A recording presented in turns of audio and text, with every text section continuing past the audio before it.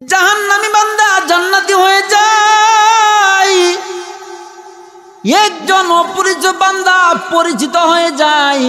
সূরাতুল ফাতিহা এমন একটা সূরা, ওই সূরা যখন নাকি নামাজের ভিতরে পড়া হয়, বান্দা যখন নাকি বলে আলহামদুলিল্লাহি রাব্বিল আলামিন, আল্লাহ আপনার প্রশংসা করতেছি, আল্লাহ আপনি কে, যিনি সমস্ত জাহানের প্রতিপালক, যিনি সমস্ত জাহান সৃষ্টি করেছেন, আল্লাহ আপনার প্রশংসা করতেছি, এইগুলা বলে যখন নাকি বলা হয় মালিক ইয়াউমিদ্দিন, আল্লাহ আপনি কিয়ামত দিবসের মালিক, তারপরে যখন নাকি বলা হয় ইয়্যাকা না'বুদু ওয়া ইয়্যাকা নাস্তাঈন, আল্লাহ আমরা আপনারই ইবাদত করি এবং আপনার কাছে সাহায্য চাই।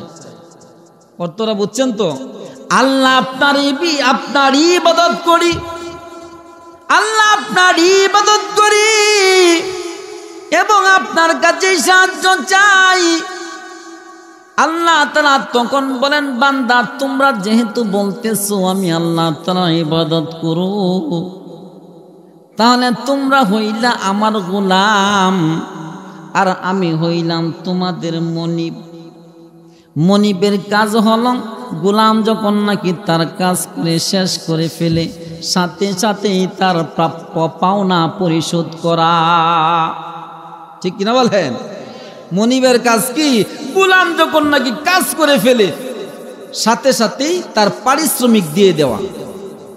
আল্লাহ তাআলা বলেন, বান্দা তোমরা যেহেতু বলতেছো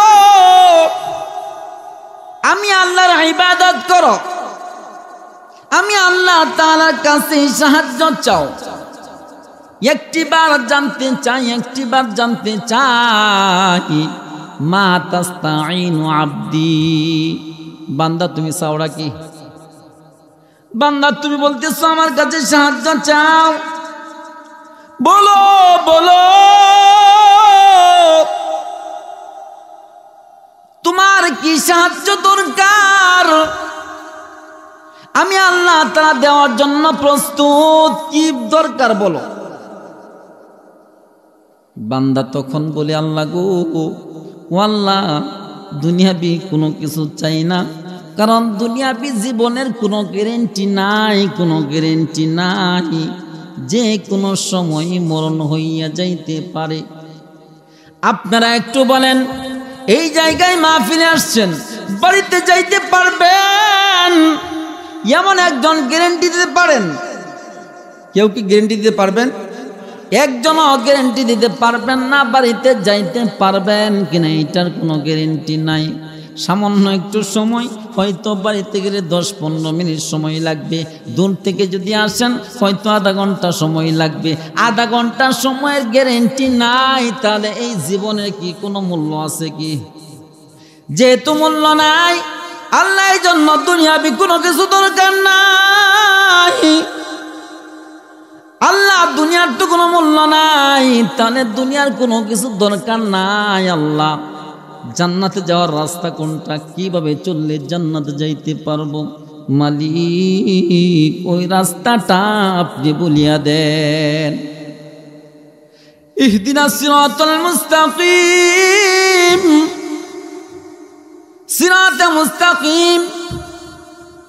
সিরাতে মুস্তাকিম কোনটা, জান্নাতে যাওয়ার রাস্তা কোনটা, ওই রাস্তাটা একটু ধরাইয়া দেন। আমরা তো গুনাহগার, আমাদেরকে বানাইছেন দুর্বল করে, আমাদেরকে খায়সাত দিয়ে দিয়েছেন, গুনাহ করার শক্তি দিয়েছেন, এমনিই তো দুর্বল, আবার গুনাহ করার শক্তি দিয়েছেন।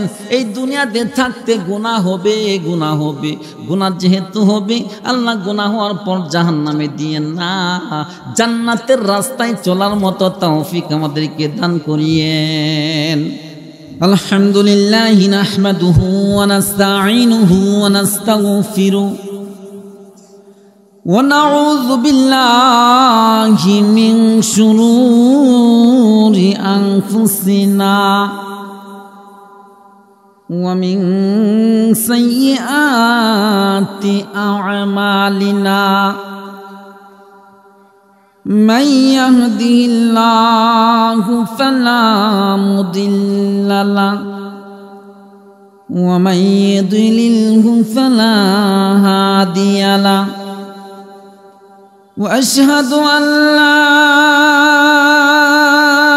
إله إلا الله وحده لا شريك له ونشهد أن سيدنا ومولانا محمدا عبده ورسوله أرسله بالحق بشيرا ونذيرا وداعيا إلى الله بإذنه وسراجا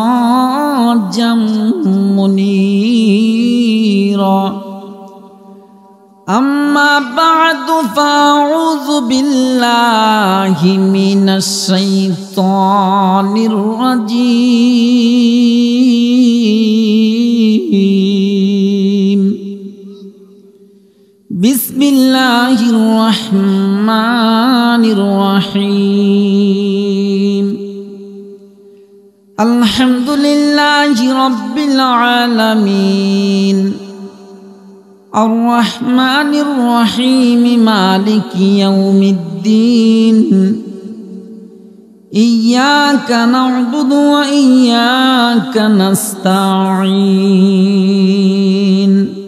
إلى آخر المقاصد إن الله وملائكته يصلون على النبي يا أيها الذين آمنوا صلوا عليه وسلموا تسليما اللهم صل على محمد وعلى آل محمد كما صليت على إبراهيم وعلى آل إبراهيم إنك حميد مجيد اللهم بارك على محمد وعلى آل محمد كما باركت على إبراهيم وعلى آل إبراهيم إنك حميد مجيد بلغ العلا بكماله كشف الدجى بجماله حسنت جميع خصاله صلوا عليه وآله আসছে পথে আধার নেমে তাই বলে কি রইব থেমে বারে বারে জ্বালাবো বাতি হয়তো বাতি জ্বলবে না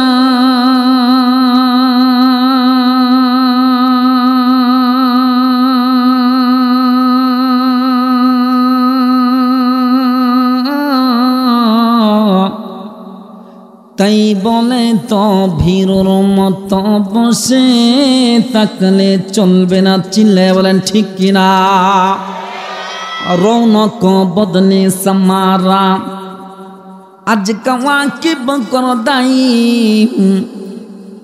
রৌনক বদনে জমিরা আজ উলামা কর দাইম কে দিল রে লতার গাছে এত বড় কদু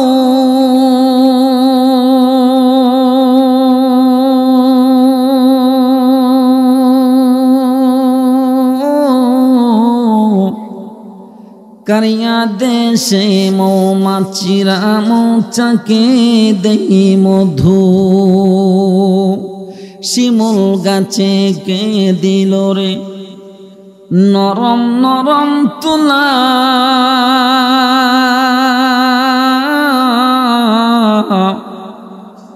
কারিয়া দেশে চৈত্র মাসে জমিন মাঝে ধুলা মরিচ গাছে কে দিল রে মরিচিয়া তো জাল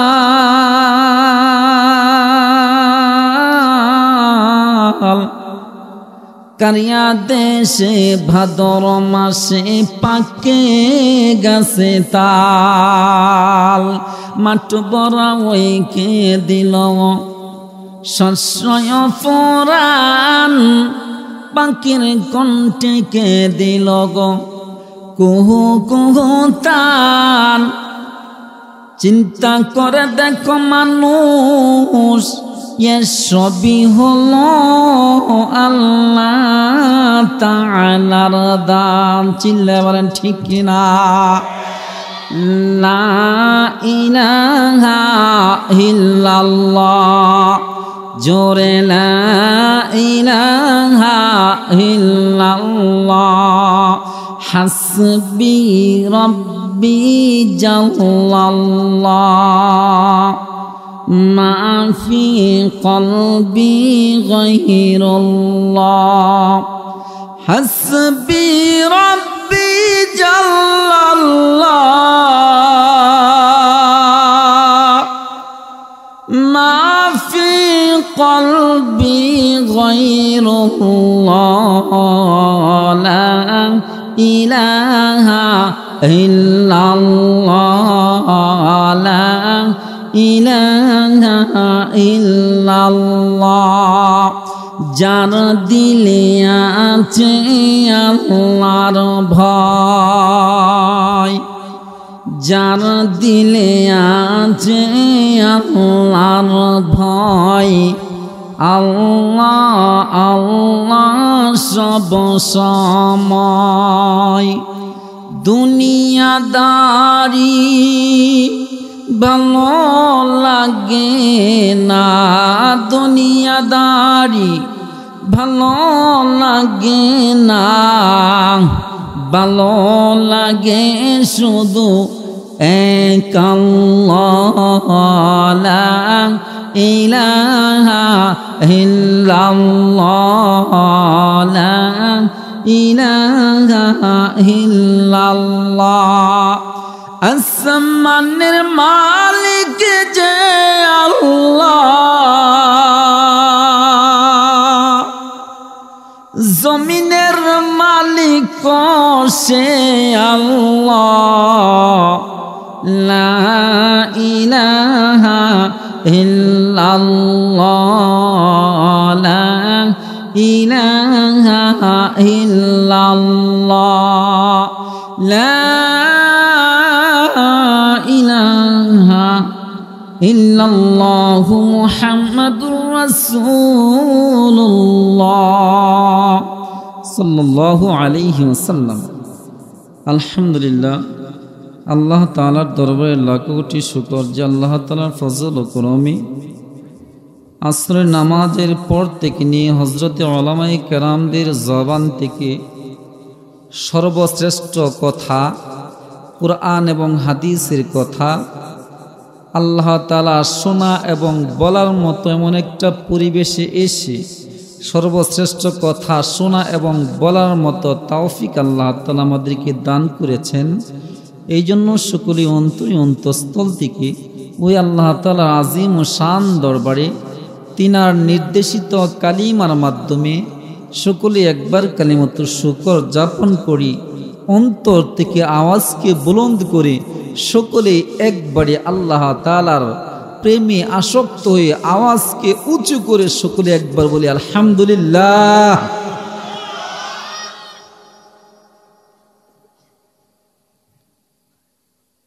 বারগড়িয়া বাইতুল কুরআন নুরানি ও হাফিজিয়া মাদ্রাসার উদ্যোগে ৩৩তম ইসলামী সম্মেলনের উপস্থিত হযরতে উলামায়ে কেরাম, মুরব্বিয়ানে আজম, আমার কলিজার যুবক ভাইয়েরা, পর্দার আলারে মা ও বোনেরা, আমার পক্ষ থেকে আপনাদের সকলকে আন্তরিক অভিনন্দন ও মোবারকবাদ। আজকের এই মাহফিল যারা এত সুন্দর করে ব্যবস্থা করেছেন, আমার পক্ষ থেকে তাদেরকেও আন্তরিক অভিনন্দন মোবারকবাদ। যে সমস্ত হযরতে উলামায়ে কেরাম আসছেন, আলোচনা করছেন, আলোচনা করবেন, আল্লাহ তাআলা ওই সমস্ত আলোচনা আমাদের দিন এবং দুনিয়ার জন্য নাজাতের জরিয়া হিসেবে কবুল করুক, সকলে বলি আমিন। যিনি মাদ্রাসা পরিচালনা করেন হযরত মাওলানা মুফতি শাহ জামাল উদ্দিন সাহেব দামাত বারকাতুহুম, তিনি কিন্তু অনেক বড় আলেম, হয়তো আপনারা ওই রকমভাবে জানেন না। বাংলাদেশের বিভিন্ন জায়গায় কিন্তু তিনি দ্বীনের কথা, দ্বীনের প্রচার প্রসার তিনি করে থাকেন। আলোচনার ধরনেই হয়তো অনেকে বুঝছেন, অত্র এলাকায় কেমন মাহফিল করে ওইটা তো আমি জানি না, তবে ম্যাক্সিমাম মাহফিলে দেখা যায় তিনি আমার অনেক উপরে থাকেন, তিনার নিচে আমি। তবে এই জায়গায় আমাকে এত মর্যাদা দিয়েছেন কোন হিসাবে এটা আমি বুঝতেছি না। আল্লাহ তাআলা যেহেতু তিনার মিজাজকে আমার নামটা উপরে দেওয়ার মতো প্রস্তুত করে দিয়েছেন, আল্লাহ তাআলা যেন আমার জবান থেকে ওই রকমভাবেই কথা বলা তৌফিক দান করেন, সকলে বলি আমিন। কিছুক্ষণ সময় দ্বীনি কথাবার্তা যদি বলা হয় তাহলে আপনারা থাকবেন তো ইনশাল্লাহ। আমি আপনাদের সামনে পবিত্র কোরআনের সর্বপ্রথম সূরাটার নাম কি জানেন? সূরাতুল ফাতিহা। মুরব্বী আলেম দেখছেন, সূরাতুল ফাতিহা। আলেম কিসের জন্য বললাম? কারণ আলেম যদি না হইতেন তাহলে বলতেন যে আলহামদুলিল্লাহ সূরা। আমরা কি বলি সূরাটাকে? আলহামদুলিল্লাহ সূরা বলি না? যারা গায়রে আলেম, ম্যাক্সিমাম কিছু সংখ্যক লোক আছে যারা এটা সূরাতুল ফাতিহা নাম হিসেবে তারা জানে। আমরা যারা আছি তারা সবাই কিন্তু আলহামদুলিল্লাহ সূরা বলেই সম্বোধন করি, না কি বলেন? এইটাই কিন্তু আমরা বলি। তাহলে সূরাতুল ফাতিহার প্রথম কয়েকটা আয়াত তিলাওয়াত করেছি। শুধু খালি একটা আয়াত নিয়ে যদি আলোচনা করা হয় অনেকক্ষণ সময় আলোচনা করা যাবে।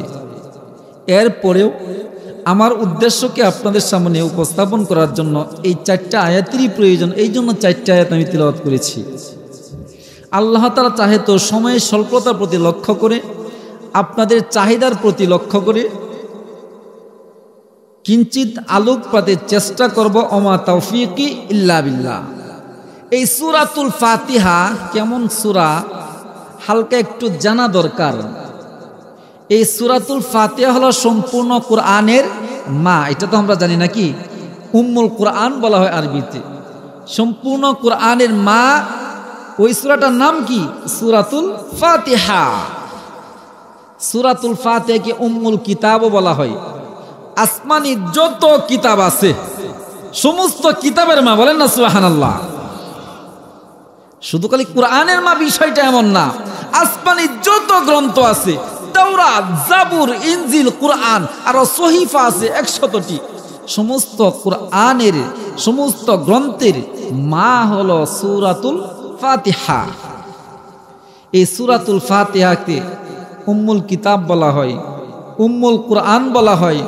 সূরাতুল ফাতিহাকে কানজ বলা হয়, সূরাতুল কানজ, সূরাতুল ওয়াফিয়া, সূরাতুল কাফিয়া, সূরাতুল সাবউল মাসানি, সূরাতুল ইস্তিআনা, সূরাতুল দুআ। এই সমস্ত 21টা নাম তাফসীরের কিতাবে আসছে সূরাতুল ফাতিহার ব্যাপারে, বলেন না সুবহানাল্লাহ। এত নাম কিসের জন্য? আরে নাম যদি বড় হয় তাহলে তার মর্যাদা বেশি বোঝায়, ঠিক কিনা বলেন? একজন লোক শুধু খালি হাফেজ, আরেকজন হাফেজ প্লাস কারি, তাহলে যে ব্যক্তি হাফেজ তার চেয়ে মর্যাদা হাফেজ এবং কারি তার বেশি না? একজন লোক হাফেজ কারি, আরেকজন লোক হাফেজ কারি মাওলানা, মর্যাদা বেশি কার? যে নাকি হাফেজ কারি মাওলানা। একজন লোক হাফেজ কারি মাওলানা, আরেকজন লোক হলো হাফেজ কারি মাওলানা মুফতি, মর্যাদা বেশি কার? যার টাইটেল বেশি। ঠিক তেমন ভাবে সূরাতুল ফাতিহাটা এমন একটা সূরা যে সূরাটা সম্পূর্ণ কোরআনের ভিতরে, এমন একটা সূরা হাদিসের ভিতরে আসছে সম্পূর্ণ কোরআনের ভিতরে অন্য কোনো সূরা নাই সূরাতুল ফাতিহার মতো, সূরাতুল ফাতিহার মতো অন্য কোনো সূরা নাই। এমন কি তাওরাতের ভিতরেও সূরাতুল ফাতিহার মতো নাই, সূরাতুল ফাতিহার অনুরূপ জাবুরের ভিতরেও নাই, সূরাতুল ফাতিহার অনুরূপ ইনজিলের ভিতরেও নাই। এত গুরুত্বপূর্ণ একটা সূরা, তাহলে এত গুরুত্বপূর্ণ একটা সূরা, ওই সূরার আলোচনাটাও তো নিশ্চয়ই গুরুত্বপূর্ণ হবে, ঠিক কিনা বলেন? শুনবেন তো ইনশাআল্লাহ। সূরাতুল ফাতিহার শানে নুজুলটা যদি বুঝেন তাহলে বুঝবেন সূরা ফাতিহা কেমন গুরুত্বপূর্ণ সূরা। হুজুর সাল্লাল্লাহু আলাইহি ওয়াসাল্লাম রাস্তা দিয়ে যখন নাকি হাইটা যাইতেন, একা একা যখন নাকি পড়তেন, পিছন দিক থেকে কে জানি ডাকতো, ইয়া মুহাম্মদ, ইয়া মুহাম্মদ। হুজুর সাল্লাল্লাহু আলাইহি ওয়াসাল্লাম পিছন দিকে তাকাইতেন, কাউকে দেখতেন না। অনেক সময় আমরা রাস্তা দিয়ে যখন নাকি হাঁটি, বিশেষ করে অন্ধকার রাত্রি যদি হয় আর ওই জায়গাটা যদি একটু ভয়ের জায়গা হয়, মনে হয় পিছন দিক দিয়ে কে জানি হাঁটতেছে, এমন মনে হয় না? এমন যখন নাকি মনে হয় পিছন দিকে তাকাইলে ভয় লাগে না? ভয় লাগে। আর হুজুর সাল্লাল্লাহু আলাইহি ওয়াসাল্লাম তো তিনি আওয়াজটা সরাসরি শুনতেন, কিন্তু পিছন দিকে তাকাইতেন, কাউকে দেখতেন না। হুজুর সাল্লাল্লাহু আলাইহি ওয়াসাল্লাম এই ঘটনা তিনি তিনার বিবি খাদিজাতুল কুবরা রাদিয়াল্লাহু তাআলা আনহাকে বললেন যে, খাদিজা তুমি জানো আমি যখন নাকি রাস্তা দিয়ে হাঁটি, পিছন দিক দিয়ে কে জানি ইয়া মুহাম্মদ বলে সম্বোধন করে। খাদিজা আমি যখন নাকি পিছন দিকে তাকাই, পিছন দিকে যখন নাকি তাকাই কাউকে দেখতে পাই না। খাদিজা আমার ভয় হইতেছে, আমার অনেক ভয় করে। খাদিজা ওই সময় মক্কার ভিতরে এক বুদ্ধিমতী মহিলা ছিলেন। ওই সময় খাদিজা রাদিয়াল্লাহু তাআলা আনহা মক্কার ভিতরে অনেক জ্ঞানী মহিলা ছিলেন, আর জ্ঞানীদের বুঝ অনেক। খাদিজা রাদিয়াল্লাহু তাআলা আনহা বলতে লাগলেন, আপনি ভয় পাওয়ার কোনো কারণ নাই, আপনি ভয় পাওয়ার মতো তো কোনো কিছু করেন নাই, ভয় পাবেন কিসের জন্য? এরপরে হুজুর সাল্লাল্লাহু আলাইহি ওয়াসাল্লাম বলতে লাগলেন, খাদিজা যখন নাকি আমি একা একা হই, ওই সময় খালি আওয়াজটা শুনি, কিন্তু পিছন দিকে তাকাই কাউকে দেখতে পাই না, কাউকে দেখতে পাই না। আমার তো অন্তর থেকে ওই ভয়টা যাইতেছে না, না জানি আমার কোনো ক্ষতি হয়ে যায় কিনা। খাদিজা রাদিয়াল্লাহু তাআলা আনহা বললেন, আপনাকে নিয়ে আমি আমার ভাই ওয়ারাকা ইবনে নাওফেলের কাছে যাব। সে তাওরাত কিতাবের পণ্ডিত, সে অনেক বড় আলেম, তার কাছে গিয়ে জিজ্ঞাসা করব। অনেক সময় আমরা একটা বিষয় নিয়ে যদি কোনো কিছু না বুঝি, আলেম ওলামাদের কাছে যাই যে হুজুর এই সমস্যা কি করা যায়। ওই সময় ওয়ারাকা ইবনে নাওফেল অনেক বড় আলেম ছিলেন, অনেক মানুষ শয়তান কাছে আসতো। হযরতে খাদিজাতুল কুবরা রাদিয়াল্লাহু তাআলা আনহা তিনি নিয়ে গেলেন ওয়ারাকা ইবনে নাওফেলের কাছে। নিয়ে যাওয়ার পর সম্পূর্ণ ঘটনা যখন নাকি খুলে বললেন, ওয়ারাকা ইবনে নাওফেল বলতেছে, পরবর্তীতে কোনো সময় যদি আপনাকে পিছন দিক দিয়ে যদি কেউ আহ্বান করে, আপনি বলবেন কালি মুহাম্মদ মুহাম্মদ বলে ডাকেন, কি বলবেন বলতে পারেন না। আপনার ভয় পাওয়ার কোনো কারণ নাই, আপনাকে ভয় দেখানোর জন্য আসে না, আপনাকে ভয় দেখানোর জন্য আসে না। আর একবার যখন নাকি আপনাকে পিছন দিক দিয়ে আহ্বান করে, আপনি বলবেন কিসের জন্য ডাকেন একটু বলেন। এই বলে চলে আসলো। কয়েকদিন অতিবাহিত হয়ে যাওয়ার পর আবার হুজুর সাল্লাল্লাহু আলাইহি ওয়াসাল্লাম রাস্তার ভিতরে একা একা হয়ে গেলেন। পিছন দিক দিয়ে কে জানি ডাকতেছে, ইয়া মুহাম্মদ, ইয়া মুহাম্মদ। বাংলা তরজমা হলো, হে মুহাম্মদ, হে মুহাম্মদ। আমরা যখন নাকি কোন লোককে ডাকি সম্বোধন করে দূর থেকে ডাকতে থাকি, এক পর্যায়ে বলে হে ভাই তুমি শুনো না কিসের জন্য, ওই রকম ভাবে ওই রকম ভঙ্গিতে ডাকতে থাকে। হুজুর সাল্লাল্লাহু আলাইহি ওয়াসাল্লাম তিনি যখন নাকি একা একা হয়ে গেলেন, পিছন দিক দিয়ে কে জানি বলতেছে ইয়া মুহাম্মাদ, ইয়া মুহাম্মাদ। ওই সময় হুজুর সাল্লাল্লাহু আলাইহি ওয়াসাল্লাম মনের ভিতরে হালকা একটু সাহস জোগাড় করে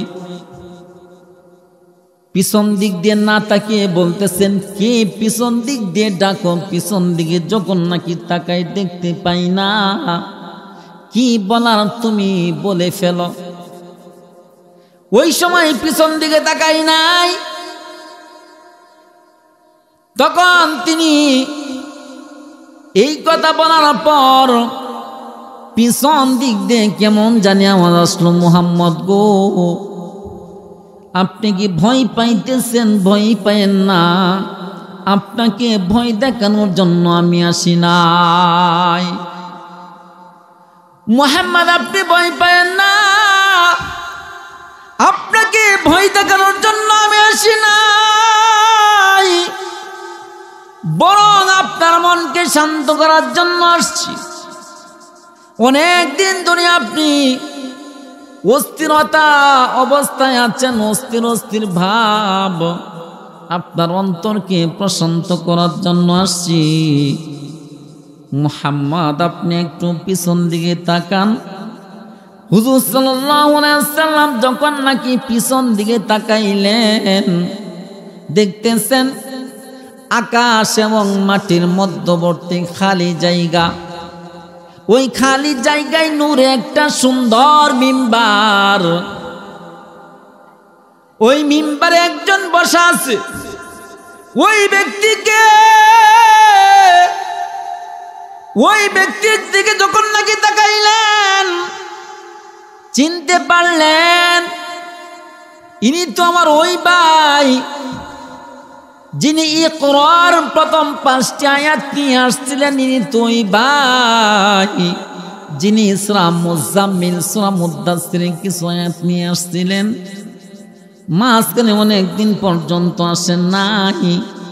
তিনি চিনতে ভুল করেন নাই যে ইনি হলেন জিবরাইল আলাইহিস সালাতু ওয়াস সালাম। বলতেছেন আল্লাহর হাবিব আপনি ভয় পাবেন না,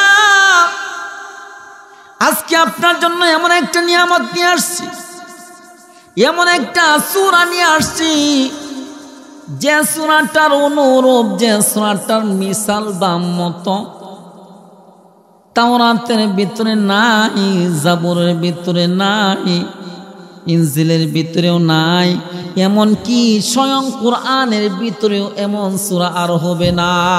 বলেন না সুবহানাল্লাহ। এই সূরাটা নাজিল করলেন, নাজিল করার ধরন হল আকাশ এবং জমিনের মধ্যবর্তী খালি জায়গায় নূরের মিম্বারে বসে।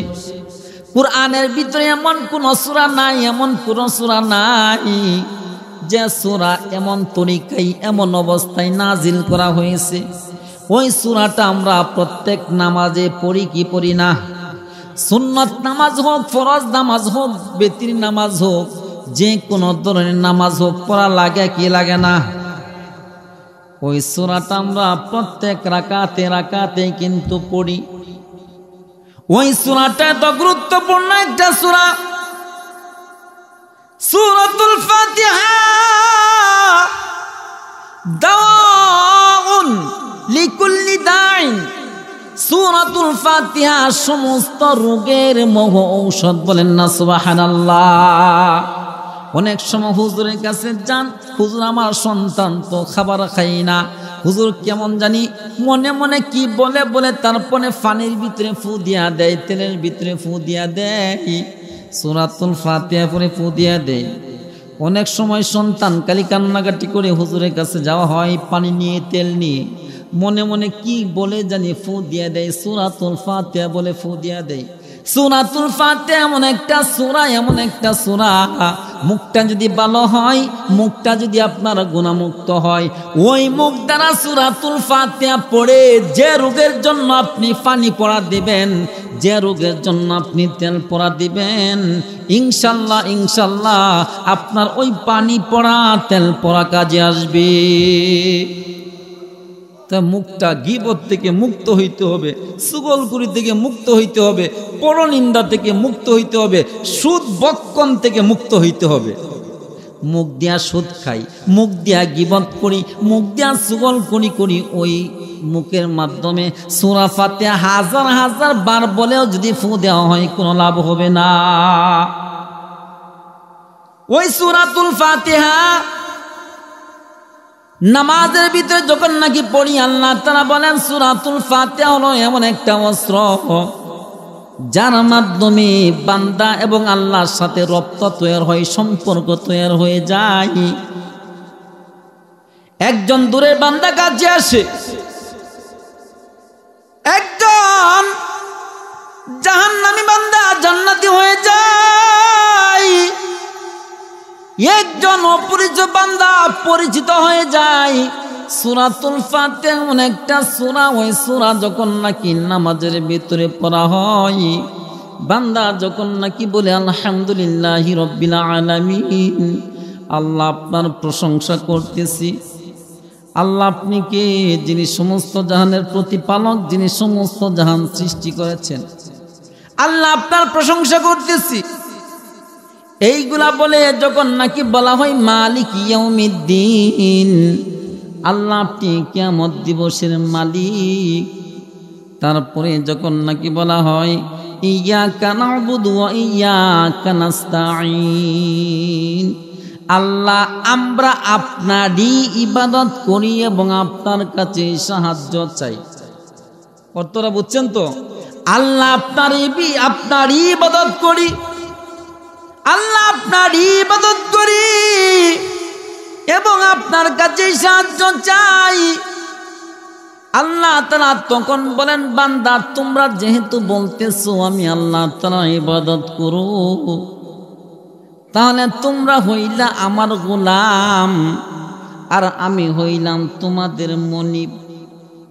মনিবের কাজ হলো গোলাম যখন নাকি তার কাজ করে শেষ করে ফেলে, সাথে সাথেই তার প্রাপ্য পাওনা পরিশোধ করা। ঠিক কিনা বলেন? মনিবের কাজ কি? গোলাম যখন নাকি কাজ করে ফেলে সাথে সাথেই তার পারিশ্রমিক দিয়ে দেওয়া। আল্লাহ তাআলা বলেন, বান্দা তোমরা যেহেতু বলতেছো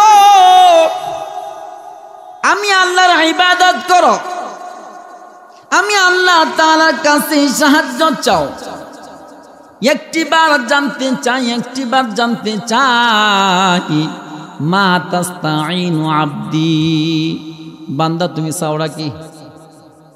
বান্দা তুমি বলতেছো আমার কাছে সাহায্য চাও, বলো বলো তোমার কি সাহায্য দরকার? আমি আল্লাহ তাআলা দেওয়ার জন্য প্রস্তুত, কি দরকার বলো। বান্দা তখন বলে, আল্লাহ গো, ও আল্লাহ দুনিয়াবি কোনো কিছু চাই না, কারণ দুনিয়াবি জীবনের কোনো গ্যারেন্টি নাই, যে কোনো সময় মরণ হইয়া যাইতে পারে। আপনারা একটু বলেন, এই জায়গায় মাহফিলে আসছেন, বাড়িতে যাইতে পারবেন এমন একজন গ্যারেন্টি দিতে পারেন? কেউ কি গ্যারেন্টি দিতে পারবেন? একজনও গ্যারেন্টি দিতে পারবেন না বাড়িতে যাইতে পারবেন কিনা, এটার কোনো গ্যারেন্টি নাই। সামান্য একটু সময়, হয়তো বাড়িতে গেলে 10-15 মিনিট সময় লাগবে, দূর থেকে যদি আসেন হয়তো আধা ঘন্টা সময় লাগবে। আধা ঘন্টা সময়ের গ্যারেন্টি নাই, তাহলে এই জীবনের কি কোনো মূল্য আছে কি? যেহেতু মূল্য নাই, আল্লাহ এই জন্য দুনিয়াবি কোনো কিছু দরকার নাই। আল্লাহ দুনিয়ার তো কোনো মূল্য নাই, তাহলে দুনিয়ার কোনো কিছু দরকার নাই। আল্লাহ জান্নাতে যাওয়ার রাস্তা কোনটা, কিভাবে চললে জান্নাতে যাইতে পারবো, মালিক ওই রাস্তাটা আপনি বলিয়া দেন। ইহদিনাস সিরাতাল মুস্তাকিম, সিরাতে মুস্তাকিম। সিরাতে মুস্তাকিম কোনটা? জান্নাতে যাওয়ার রাস্তা কোনটা? ওই রাস্তাটা একটু ধরাইয়া দেন। আমরা তো গুনাহগার, আমাদেরকে বানাইছেন দুর্বল করে, আমাদেরকে খায়সাত দিয়ে দিয়েছেন, গুনাহ করার শক্তি দিয়েছেন। এমনি তো দুর্বল, আবার গুনাহ করার শক্তি দিয়েছেন। এই দুনিয়াতে থাকতে গুনাহ হবে, গুনাহ হবে। গুনাহ যেহেতু হবে, আল্লাহ গুনাহ হওয়ার পর জাহান্নামে দিয়ে না, জান্নাতের রাস্তায় চলার মতো তৌফিক আমাদেরকে দান করিয়েন। এক বান্দা নামাজ পড়তেছে, নামাজ পড়তে পড়তে ইয়্যাকা না'বুদু ওয়া ইয়্যাকা নাস্তাঈন পর্যন্ত যখন নাকি বসলো, খাতরা বিবালিহি, তার অন্তরে উদয় হলো। মনে মনে অনেক সময় চিন্তা আসে না গো? নামাজের মাধ্যমে মনে মনে অনেক সময় চিন্তা আসে, এইটা ওইটা কত ধরনের চিন্তা আসে। ওই বান্দার নামাজ পড়তেছি, মনে মনে চিন্তা আসছে, খাতরা বিবালিহি, মনের মধ্যে উদয় হলো যে কাযাবতা, আমি মিথ্যা বলতেছি, আমি জবানের মাধ্যমে বলতেছি আল্লাহ তাআলা ইবাদত করি, আল্লাহ তাআলা গোলামি করি, আল্লাহ তাআলার সাহায্য চাই, এটা তো মিথ্যা বলতেছি। বান্দা মনে মনে চিন্তা করতেছে, আমি তো আমার জবানের মাধ্যমে বলতেছি ইয়্যাকা না'বুদু ওয়া ইয়্যাকা নাস্তাঈন, আমি আল্লাহ তাআলার ইবাদত করি এবং আল্লাহ তাআলার কাছে সাহায্য চাই। এই কথাই তো আমি পরিপূর্ণ সত্যবাদী না, সত্যবাদী না। ইন্নাকা তা'বুদু মা লাকা, আমি আমার ধন সম্পত্তি ইবাদত করি। বুঝবেন কি বলা হইতেছে? ইন্নাকা তা'বুদু মা লাকা, তুমি তোমার ধন সম্পত্তির ইবাদত করো। মনে মনে সাক্ষী দিতেছে। বান্দা পড়ে মনে মনে চিন্তা করতেছে, আমার মন তো বলতেছে আমি আল্লাহ তাআলার নিরেট বান্দা না, আমি আমার ধন সম্পত্তির ইবাদত করি, মানে আমার মন লাগা আছে ধন সম্পত্তির দিকে।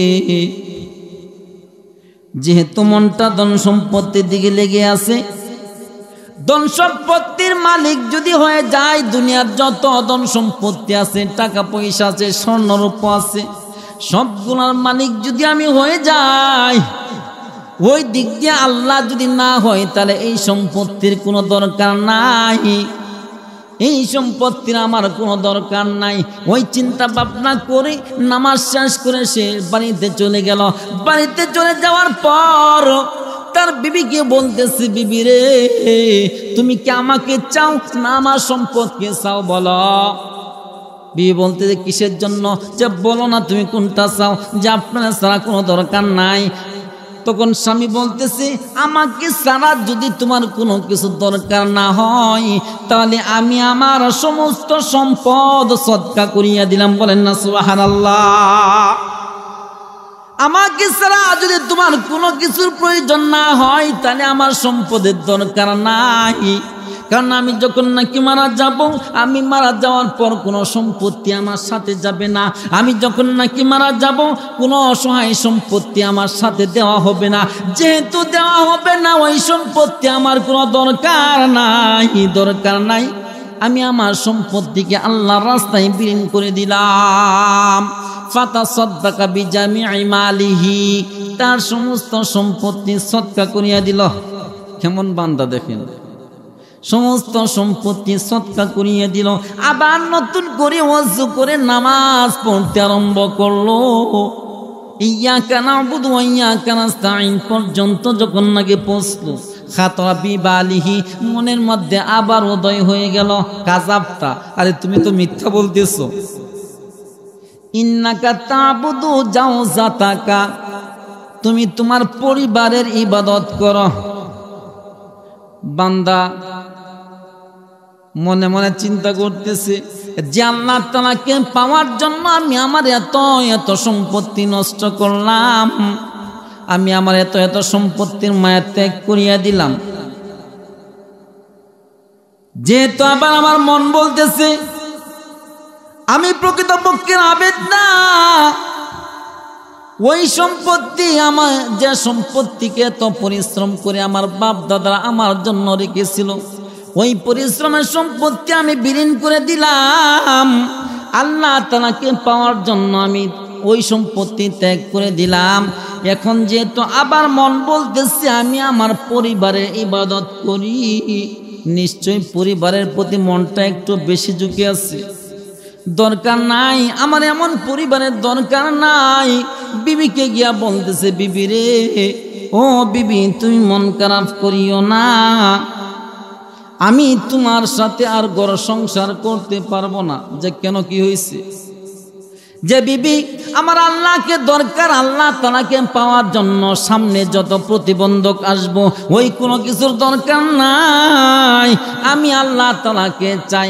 বিবি মন খারাপ করবা না, আমি তোমাকে তালাক দিলাম। ফাতাল্লাকা ইমরাতাহু, বিবিকে তালাক দিয়ে দিছে। এরপরেও আল্লাহকে দরকার, বিবি দরকার নাই, আল্লাহ দরকার।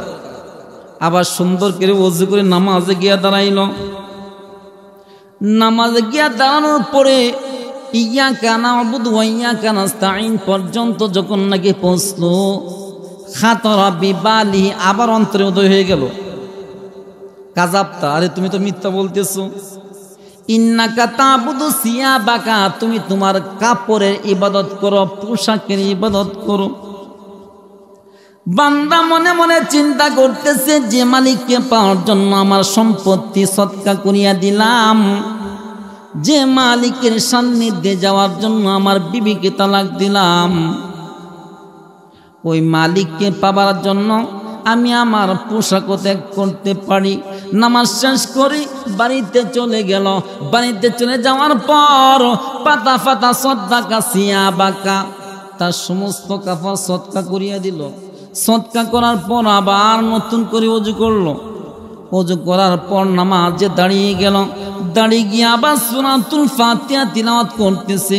তিলাওয়াত করতে করতে ইয়াকা না'বুদু ওয়া ইয়াকা নাস্তাঈন পর্যন্ত যখন নাকি পৌঁছলো, খাতরা বিবালিহি, তার অন্তরে উদয় হয়ে গেল, সদাক্তা সদাক্তা সদাক্তা সদাক্তা, তুমি তো সত্য বলতেছো। সদাক্তা আব্দি, হে বান্দা, তুমি সত্য বলতেছো। বান্দা, তুমি তো বলছো আমি আল্লাহ তাআলা ইবাদত করো। আগে যতবার বলছো কোনবারই তোমার মুখের কথা মনের কথা এক হয় নাই। এই জন্য আমি আল্লাহ তাআলা তোমার অন্তরের ভিতরে উদয় করে দিলাম, তুমি তোমার কথার ভিতরে সত্যবাদী না। এখন তুমি তোমার সবকিছু ছাড়ার পর এখন তুমি জবানের মাধ্যমে বলতেছো যে তুমি আমি আল্লাহ তাআলার ইবাদত করো। আইনা কুনতা ফি তিলকাল মুদ্দা, বান্দা তোমার ইবাদতের ধরন, এই সুন্দর ইবাদতের ধরন এতদিন পর্যন্ত কোথায় ছিল? এত সুন্দর ইবাদতের ধরন এতদিন কোথায় ছিল? আগে এইভাবে করতে পারলাম। উদ্বোস করবেন না, কেউ উদ্বোস করবেন না, বাদ দিয়ে দিব, আলোচনা শেষ করে দিব, শেষ করে দিব নি। এক দুইজন যদি উদ্বোস করেন না, খারাপ লাগে কেমন জানি। উদ্বোস করবেন না। এই মুরব্বী উঠছে কিসের জন্য? তিনাকে বসান। মুরব্বী মানুষ উদ্বোস করে একটু বেশি। যুবক যারা আছে বাহির থেকে আসতেছে, কিন্তু মুরব্বীরা একজন দুইজন করে। আস্তাগফিরুল্লাহ আস্তাগফিরুল্লাহ আস্তাগফিরুল্লাহ। বান্দা নামাজে যখন নাকি দাঁড়াইল, দাঁড়ানোর পর সূরাতুল ফাতিহা তিলাওয়াত করতেছে, সূরাতুল ফাতিহা তিলাওয়াত করতেছে। সূরাতুল ফাতিহা তিলাওয়াত করতে করতে যখন নাকি ইয়াকা না'বুদু ওয়া ইয়াকা নাস্তাঈন পর্যন্ত পৌঁছলো, আকাশ থেকে গাইবে একটা আওয়াজ আসলো, সদাক্তা আব্দি সদাক্তা আব্দি সদাক্তা আব্দি। ও বান্দা, তুমি সত্য বলতেছো, তুমি সত্য বলতেছো। আইনা কুনতা ফি তিলকাল মুদ্দা, এতদিন পর্যন্ত তুমি কোথায় ছিলা? এতদিন পর্যন্ত তুমি কোথায় ছিলা? আরে সহায় সম্পত্তি বাড়ি গাড়ি কোনো কিছুই তোমার সাথে যাবে না, একমাত্র সাথে যাবে নেক আমল। ঠিক কিনা বলেন? এই পর্যন্ত 10 আরা 20 আরা 40 আরা 50 আরা 100 আরার মালিক আছে না গেছে? বিশ্বের মধ্যে 1 নম্বর ধনী বিল গেটস। নাম কি? Bill Gates. মুরব্বীরা হয়তো চিনবেন না, যুবকরা ঠিকই চিনে।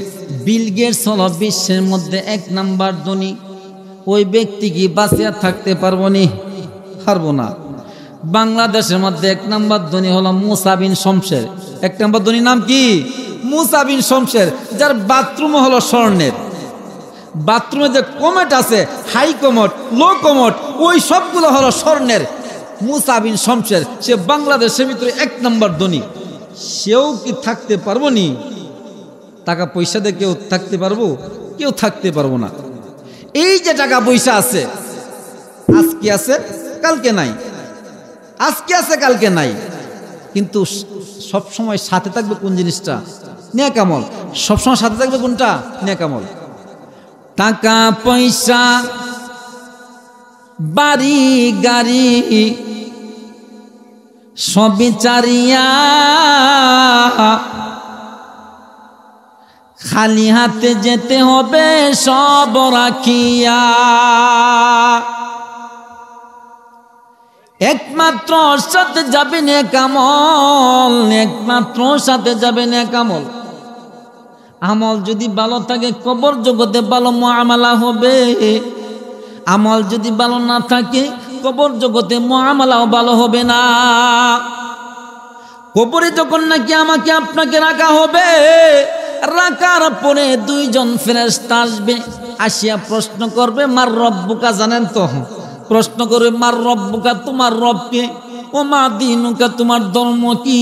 ওমান হাদার রাজুল আল্লাযী বুইসা ফীকুম, ওই ব্যক্তিকে, যে ব্যক্তিকে তোমাদের নিকট পাঠানো হয়েছিল। আমরা মনে মনে চিন্তা করি যে আলেম ওলামা তো আরবি পারে, তারা নিশ্চয় এইগুলা উত্তর দিতে কোনো সমস্যা হবে না। আরে না রে ভাই না, আরবি পারলে এইগুলার উত্তর দেওয়া যাবে না। আরবি পারলে যদি উত্তর দেওয়া যাইতো, তাহলে একজন আলেমও জান্নাত জাহান্নামে যাইতো না, একজন আলেমও জাহান্নামে যাইতো না। অথচ জাহান্নামকে উদ্বোধন করা হবে আলেমের মাধ্যমে। আরবি পারলেই উত্তর দেওয়া সম্ভব না। আপনার আমলের খাতা যদি মজবুত থাকে, আমলের রশি যদি মজবুত থাকে, আরবি পারার দরকার নাই, আরবি পারার দরকার নাই।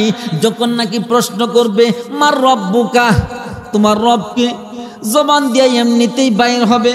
জীবনে আরবি বলতে পারি নাই, সূরাতুল ফাতিহা বলতে দাঁত ভাঙিয়া যায়, আবার মার রব্বুকার উত্তর কেমন ভাবে দিব? আমলটা যদি সুন্দর হয় তাহলে কেমন ভাবে দিবেন তখনই বুঝতে পারবেন।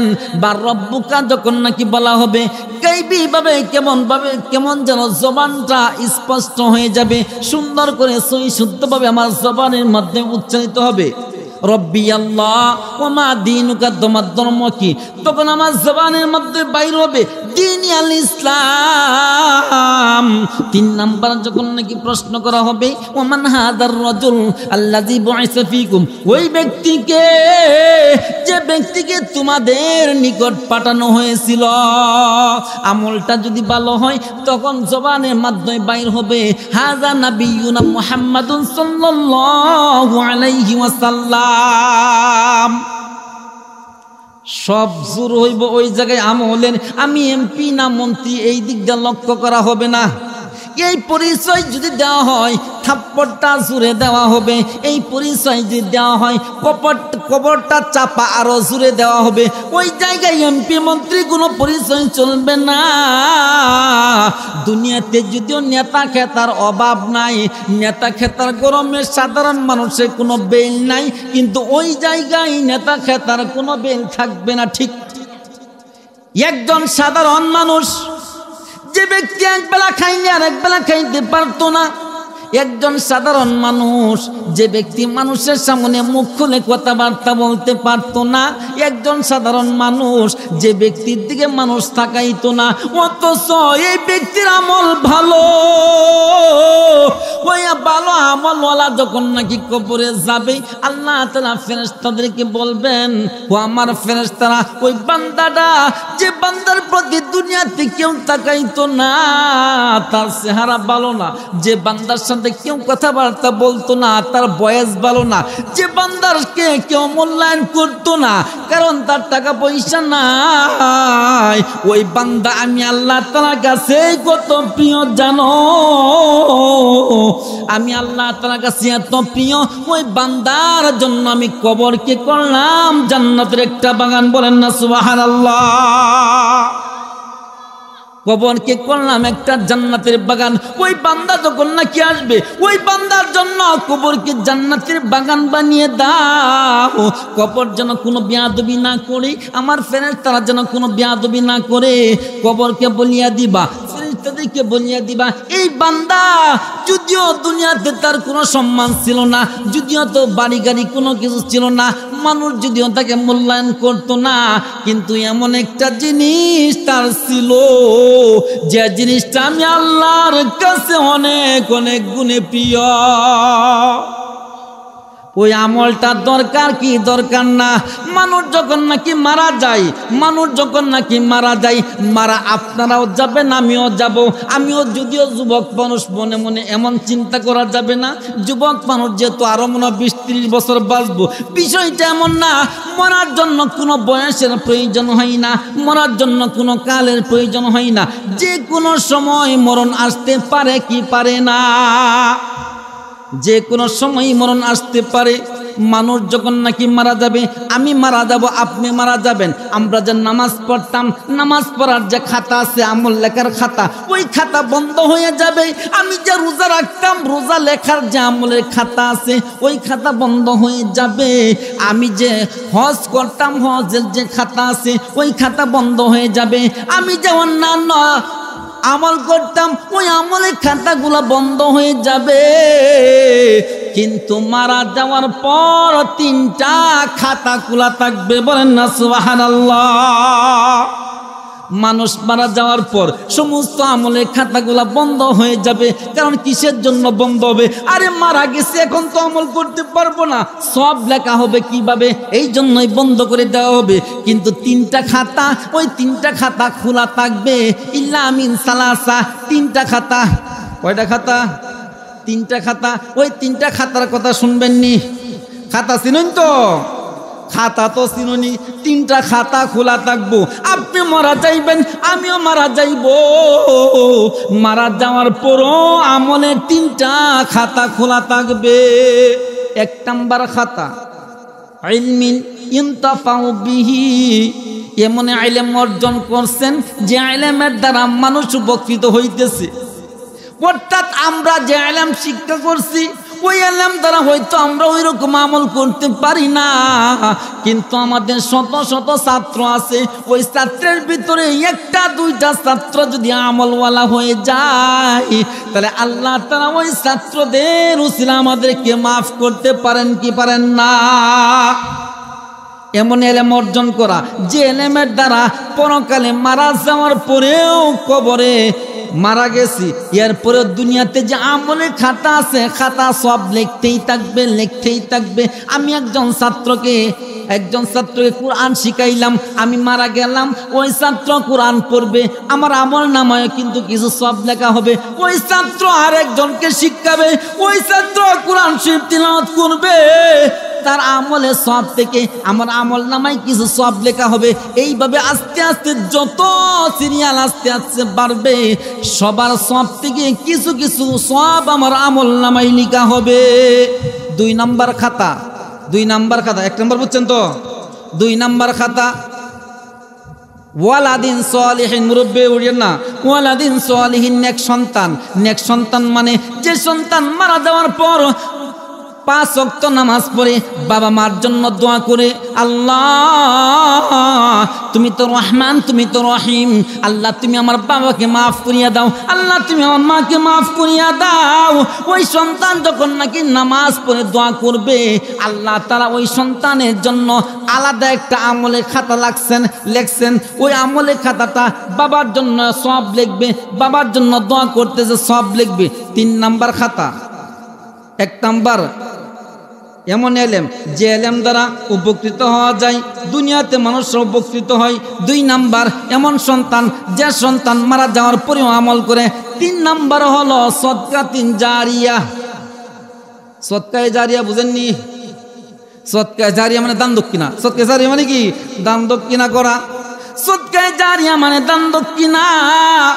দান দক্ষিণার কথা যখন নাকি বলা হয়, তখন আস্তে আস্তে আমাদের ভিতরে মানুষ উঠবোস করতে থাকে। अरे भाई नेकी पर उबारना खुद नेकी करना है और बदी पर उबारना खुद बदी करना है। निजे नेक काज करते पारलेन ना कोनो समस्या नाई, सामर्थ्य नाई, किन्तु आरेक भाई नेक काज करबे ओई काजेर भितरे यदि आपनि उत्साह प्रदान करेन ता से जे नेक काज करलो, नेक काज करे जे सब पाइलो तार एकटा अंश आपनिও पाइबेन। बोलेन ना सुबहानाल्लाह। কেউ যদি উঠবোস করে, উঠবোস করলো, নেক কাজের মধ্যে বাধা প্রদান করলো, বদি পর উবার না খুদ বদি করনা হাই। কোনো ব্যক্তি পথ কাজ করলো না, খারাপ কাজ করলো না, কেউ খারাপ কাজ করলো, ওই খারাপ কাজের মধ্যে উৎসাহ প্রদান করলো, যদিও সে খারাপ কাজ করে নাই, এরপরেও তার আমল নামায় খারাপ কাজ করার গুনাহ তার আমল নামায় লেখা হবে। এই জন্য কেউ উঠবো না, কেউ উঠবো না। আব্বা আম্মা কার আছে একটু হাতটা উঠান। আব্বা আম্মা কার কার আছে? আব্বা আম্মা আছে কার কার একটু হাতটা উঠান, হাত নামান। আব্বা আম্মা কেউই নাই, হাত কার কার একটু হাতটা উঠান। আব্বা আম্মা কাউরি নাই, হাত উঠান। আচ্ছা হাত নামান। আব্বা নাই কার কার একটু হাতটা উঠান। আমারও কিন্তু নাই। আম্মা নাই কার কার একটু হাতটা উঠান, হাত নামান।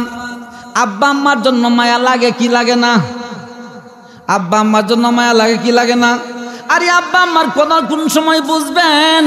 দাঁত থাকতে দাঁতের কদর বুঝলাম না, দাঁতের কোনো সেবা করলাম না। দাঁত যখন নাকি চলিয়া গেলে এখন কদর বুঝি।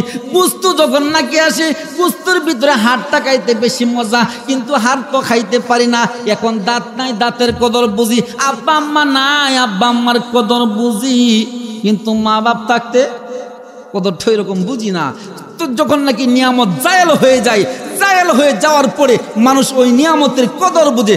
শক্তি যখন নাকি থাকে, শক্তির কদর বুঝি না। চৌকের পাওয়ার যখন নাকি থাকে, চৌকের পাওয়ারের কদর বুঝি না। এই জন্য ভাই দেখেন, আব্বা আম্মা দুনিয়ার মধ্যে সর্বশ্রেষ্ঠ নিয়ামত। আব্বা আম্মা দুনিয়ার মধ্যে সর্বশ্রেষ্ঠ নিয়ামত। হুমা জান্নাতুকা আও নারুক, মাতা পিতা তোমার জন্য জান্নাত অথবা মাতা পিতা তোমার জন্য জাহান্নাম। ওই আব্বা আম্মা নাই, আব্বা আম্মার জন্য একটা দুইটা বাইকে দেখতে চাই যে 5টা 1000 টাকা দিবেন। এই জায়গায় যারা আছেন মাদ্রাসাকে লা ইলাহা ইল্লা, উঠবেন না, কেউ উঠবেন না ভাই, কেউ উঠবেন না।